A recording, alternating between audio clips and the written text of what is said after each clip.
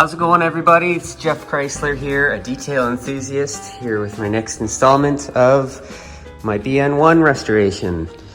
So just been plugging away here over the last few days since the car came back from the paint shop, and as you can see, I got a fender spear on.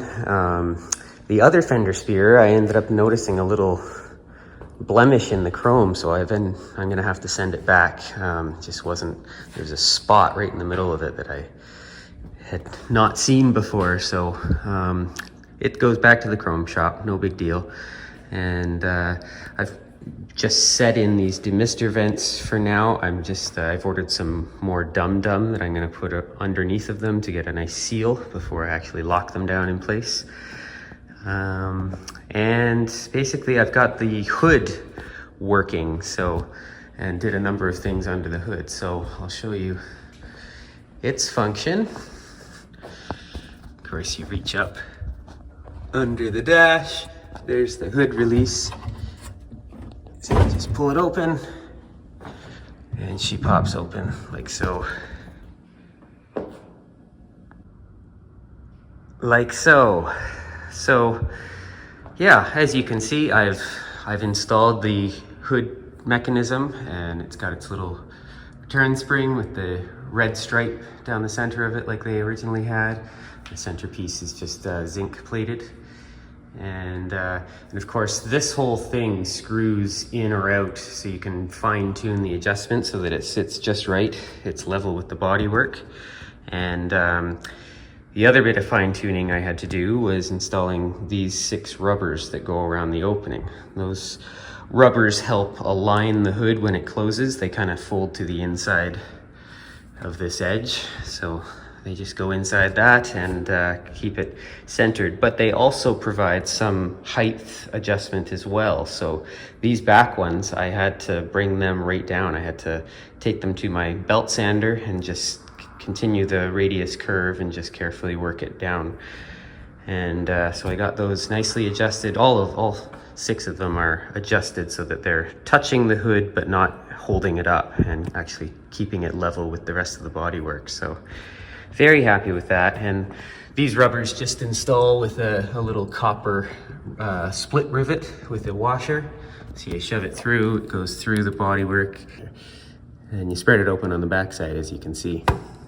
So that's how those go on. And of course, I installed the prop rod. It's just painted black, and it has a little rubber and washer and cotter pin there that hold it in place. And just come around the other side here. Yeah, so there's the prop rod, and I've now put the temperature gauge tube and mounted it with it's got clips all the way along. This is the only screw in the engine bay. You'll see all the rest of them are painted body color and Phillips. This was a non-painted flathead screw that was installed after the body was painted. So little detail that should be noted. And of course, yeah, it gets clips going along here. There's one in there that points the inside, and then there's 2 here that point out. And they're special little short guys. They're unique. They're only used there, those small ones. And then it plugs in here, and I've still got to repaint that black.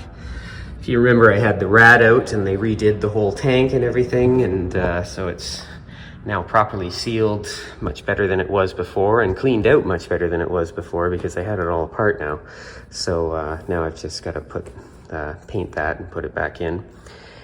And another thing that I'll be addressing under here today, before I'm ready to start it again, of course I got to fill up the coolant, and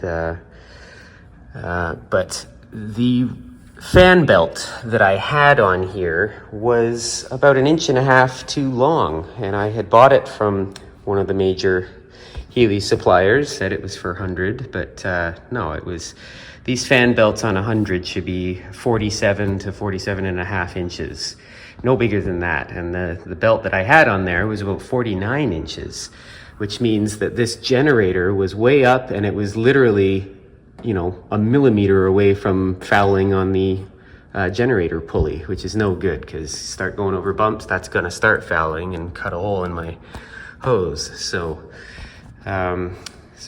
determined that it was the belt too long and got a new belt and the right size. So I'm just going about installing it today, and realized another problem I had done, that the adjustment bracket, it's really hard to see here, but it's there you can see the end of it right there. But this side of it, where it actually bolts to the front of the generator, just down here,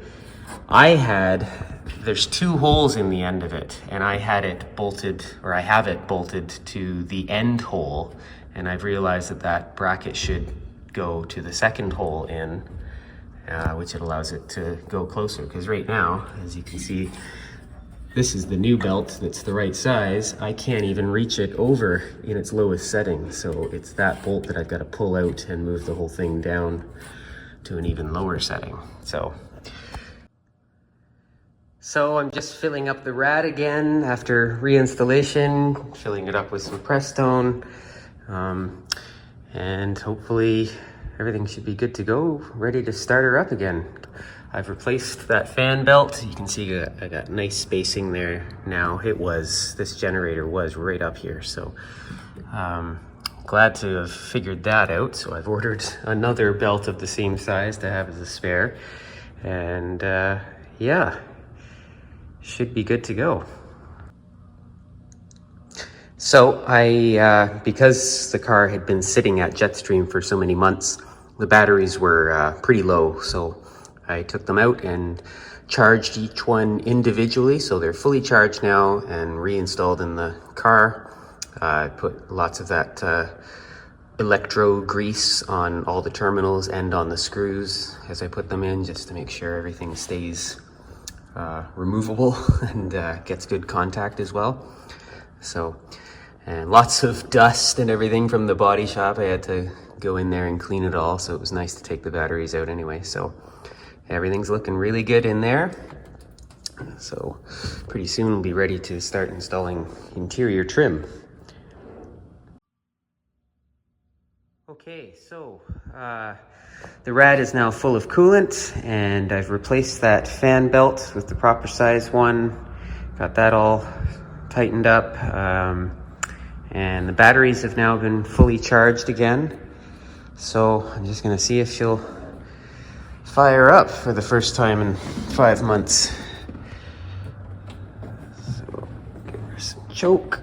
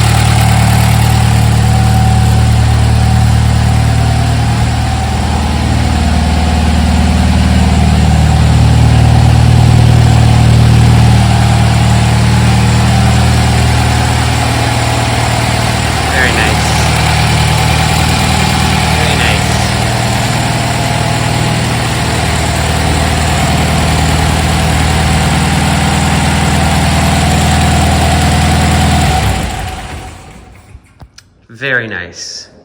Well, she's alive. Okay, well, that gives me a really good feeling, so I can continue on installing chrome. Okay, so I just now installed the boot stay rod. So this is my original one. It's dated for 53 and used its original hardware to bolt it back up. And of course this, the one body panel on my car that was not original to the car is the boot lid. And everything else was original to it, but the boot lid had been replaced at some time. However, it is the correct aluminum boot lid that early BN1s had. It's just from another car. But so these are numbered, and I actually had my body guy fill in the old number and stamp in my number on the tag here. So made that right again. But yeah, this boot lid was actually from car number 4068, I believe. And so I've converted it to my 1221. But like I say, it is aluminum like these early cars should be. So it's exactly right in every way. So what else?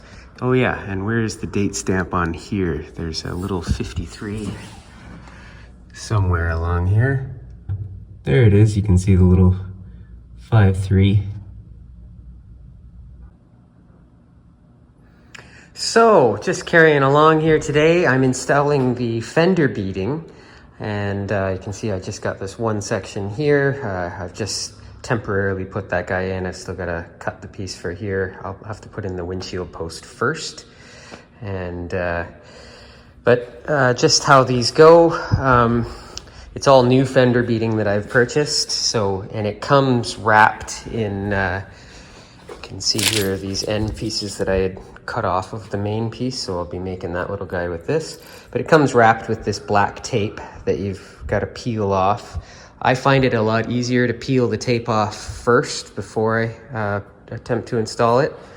And I usually put a bit of tape onto these little tabs just to protect against scratching paint, because these are very sharp aluminum tabs. And of course I run some painter's tape on the bodywork to protect. So with each tab, if you look at the front here, you can see the inner shroud, actually its flange kind of comes down and does an L shape, and the fender has just a flat flange that sits on top of that. So these little tabs, you have to bend them in. So I tend to curve each one, pre-bend it, so that when you stick it in, it's naturally curling over and around that flange. And of course you gotta go in and loosen off all the fender bolts one at a time, and so that you can have the clearance to get it up and over that, and then slowly press her home. And then once it's basically in there, now is the time to peel away the green tape, and then starting from the front, I work my way back and pull each one tight, bending it around the flange and tightening up the bolts in the area, working your way along. So, and of course I use those windshield posts. You can see I made a mark there just to show, because these actually go under the windshield post a little bit, as you can see there. So in both cases, both ends will tuck under this windshield post. But back here, it just comes up to this post. So I've got to now install these posts so that I can know how long this one needs to be. So I'll do windshield another day. So I'm just going to get these front beadings on today and carry on with the back, and it'll be done the same way. I usually, again, with the cockpit rail, I'll test fit the cockpit rail, and this rear beading actually comes up to the cockpit rail. It doesn't go under it. So the way they come new, you've got a nicely rounded edge on both ends of the beading like that. So that's the edge that you want to have showing. So when I do this rear cockpit rail, I'll have it there wherever that cockpit rail comes to. I'll have the rear beading coming up to it. And there's the two first pieces of fender beading installed. Those came out really nice.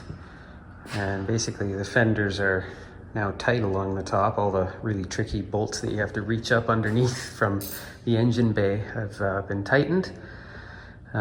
These windshield feet are, again, just sitting in place right now because I'll have to put the rear feet in before I put those shorter pieces of beading in. But that's looking really good. Okay, so I just wanted to show you the function of the boot lid handle with its lock mechanism. So I've got it all apart here. This little pin I drove out of that little hole, and when you pop that out, it allows you to pull the tumbler out of the center. So I've got a replacement tumbler that I've just popped in there. Now that I've popped it in, I can't get it out again easily, but anyway, and so you'll notice on the end of the tumbler, it's got this little guy that, so as you turn it, that little guy turns. Well, and then you can see there's that big hole there. Well, there's like a square pin in there that has a little groove taken out of the center of it. Well, offset from the center actually. So that when you turn that guy, I'll show you here, it pushes that little shaft out, in and out. So just like that.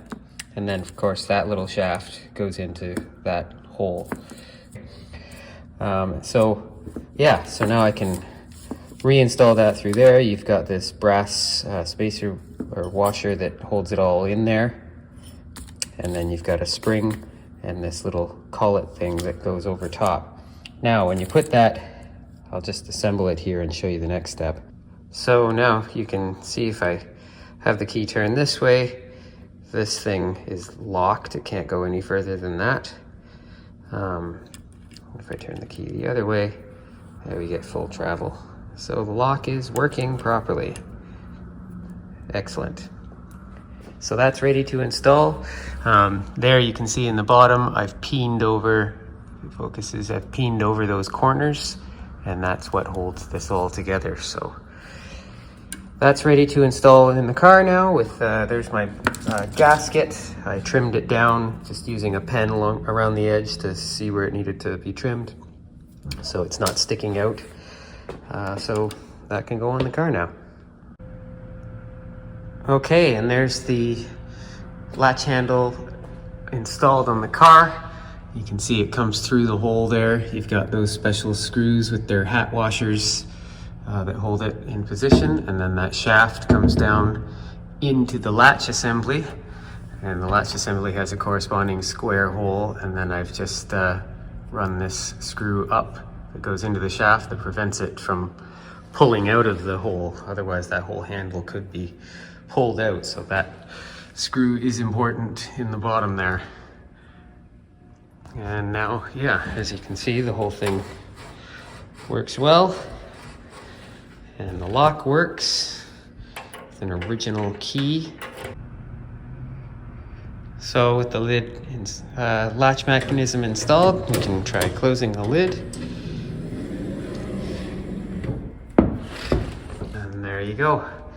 It's nicely grabbed and is in position now. I should point out, when we fit this up originally, we put in those 3 little rubbers along the bottom there just temporarily, so we knew we were getting a good fit here. So those have yet to go in. I'll put those in next. And yeah, that looks great. I can do the Austin of England badge as well. And here I'm just putting the Austin of England logo on the boot lid, and it goes through with those little studs. If I can get it to focus here. And anyway, these little guys press onto those studs, and that's what holds it into position. So another thing I'm doing at this point of the restoration is I've pulled out all of my replated knurled 10X fasteners and the brass male studs that they come with, and I can now install all these to the bodywork. And it's a lot easier to install these now before you start doing interior and stuff than it is to do it later. So just everything's that much more accessible. You don't have anything in your way, and yeah, so I can go along and install all these little brass studs. There's one over the dash there, and another 2 there. Well, 1, 2, and then there's some actual lift-a-dot snaps that go there as well for holding the side screen or sorry, holding the windshield springs. And then of course my turn snaps. Again, I've saved my originals that have the rounded top. You can't buy these anymore. New ones come squared off. So I was able to get my originals replated. So I can install all these now. As you can see, I've already done these little hooks that's for installing the top and tonneau cover. You can see underneath they get those special little nuts and hat washers. So yeah, those are looking really good. Starting to add all the chrome bits. Now another thing that goes with these, with each 10X snap, and originally they were brass like this. They weren't, they were not plated. So each one gets a leather washer, and I've been punching my own leather washers. I just got a scrap of leather here. I find it easiest to punch the outer diameter and then follow it up with the inner diameter. You just base that on the snap itself. So each one gets a leather washer under the head of the snap to go through the bodywork, and then underneath you'll have a flat washer, lock washer, and nut.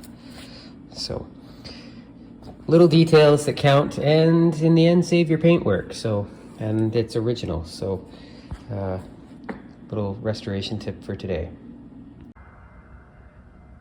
Okay, so coming right along with installing some of the chrome hardware, and so you can see I've got all the snap hardware installed now. And just close that door a little more. I've just temporarily set the 10X, the female parts, onto the snaps. Of course, these will be installed into the tonneau cover and top. So I'm just leaving them in place for now. Yeah, I got the hooks on, hinges on, the handle mechanism, and made sure the lock is working fine. The Austin of England badge, which on later BN1s and BN2s that turned into Austin Healey, but the earlier cars maintained the Austin of England. And yeah, and carrying on with the snaps, and I've got these three going across the front here. That one in the center of the dash is a major pain to get at. It's almost recommended, I would say, to put it in before the dash goes in, if you have that option. If you're putting the dash in after body paint, which I did not do. But it is literally, the nut for that is literally right over top of the dash. So I had to come in there with a tiny wrench, open end wrench, and just hold the side of the nut. It was not fun. I broke my back trying to do it, figuratively. So one thing I will point out, so this being an early BN1, one distinctive thing about early BN1s that separates them from later BN1s and BN2s is the snap arrangement in these front corners for the tonneau cover. Early BN1s have a 10X snap with a just a lift the dot snap, which the two male pegs look very similar to each other. A lot of people don't recognize the difference, but that's the 10X, the little brass, and then the lift the dot one is a little bit taller, and it'll be plated, nickel plated. So so the 10X one is for the 10X snap for the tonneau cover. The lift the dot one is actually just to hold the springs from the windshield when they're not in use. And whereas later BN1s and BN2s, instead of a 10X snap here, they still had the lift the dot snap, but instead of a 10X snap here, they had another one of these turn snaps in the front corners, which they found more effective in the front corners. So, and later tonneau covers, the early tonneau cover really just follows this curve around, and later tonneau covers are much more squared off here, and they have that turn snap. So little details to differentiate the different series. And there you can see there's the lift the dot and the 10X side by side, how they go in the front corners on early BN1. So, looking good.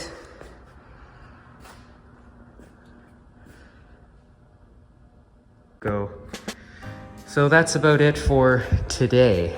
We'll continue on tomorrow with hopefully getting these windshield posts in. And if I can find the tool that I made for these years ago, I'll put those in as well.